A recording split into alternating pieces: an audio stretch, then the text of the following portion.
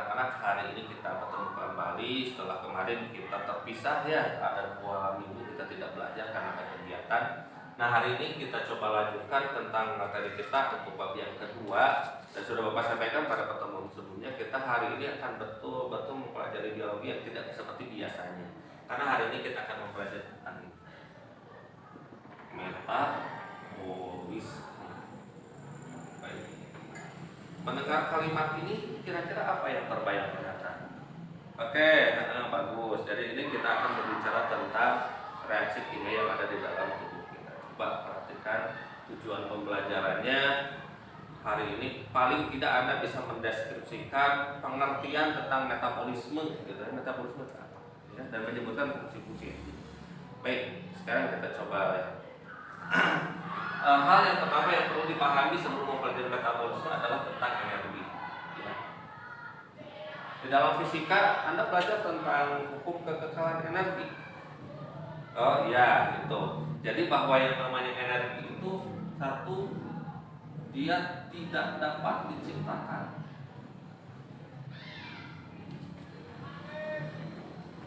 Oke. Jadi sedangkan dalam artian tidak bisa dibilang oleh manusia, gitu ya. Hanya alkoholik saja yang bisa menciptakan. Kemudian energi ini hanya bisa berubah wujud, ya betul. Tidak dapat diciptakan dan hanya bisa berubah wujud. Ini bisa Anda temukan pada hukum kekekalan energi. Silakan Anda baca nanti di konsep fisikanya. Nah, kita akan berbicara metabolisme ini adalah salah satu proses untuk mengubah wujud energi dari satu energi ke energi yang lain.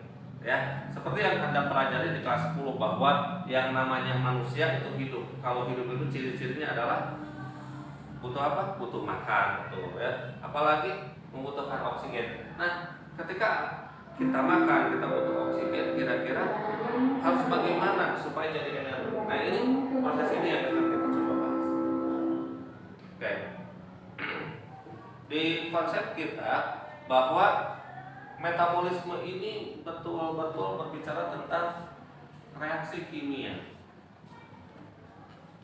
Apa ya reaksi kimia? Ternyata dalam tubuh kita itu makanan yang kita makan itu sebetulnya adalah bahan kimia juga. Hanya jangan terlalu berpikir begini, bahan kimia adalah sesuatu yang berbahaya. Ya, kalau itu berbicara tentang bahan kimia yang bersifat non-organik gitu ya, atau anorganik. Sementara bahan yang organik itu banyak, semuanya juga bahan kimia. Nasi yang Anda makan itu berbahan kimia. Yang berbahannya kimia organik. Nah, sekarang kita lihat bahwa reaksi kimia yang terjadi dalam tubuh itu ada 2 tahap. Satu, katabolisme. 2, anabolisme. Dan ini 2 tahapan ini dilakukan oleh pada umumnya makhluknya yang berbeda. Artinya bukan hanya satu makhluk hidup saja, karena makhluk hidup itu punya keterbatasan, sehingga dia punya kemampuan untuk melakukan hanya katabolisme saja, atau dia bisa melakukan proses anabolisme. Nah, 2 komponen ini akan kita pelajari mungkin di 2 pertemuan yang berbeda. Ya, nah, hari ini kita coba bahas sedikit tentang katabolisme. Reaksi pada katabolisme ini kita akan berbicara tentang apa yang kita makan itu bisa berubah menjadi energi, ya. Nah, nanti kita coba lihat prosesnya. Di sesi yang pertama ini kita seperti biasa kita coba bagi sesi, begitu ya. Sesi yang pertama akan menampilkan hanya tampilan ini saja. Kita break, begitu ya, 5 menit untuk Anda mencatat catatan yang ada di depan. Anda break, Anda siapkan pertanyaan seperti biasa.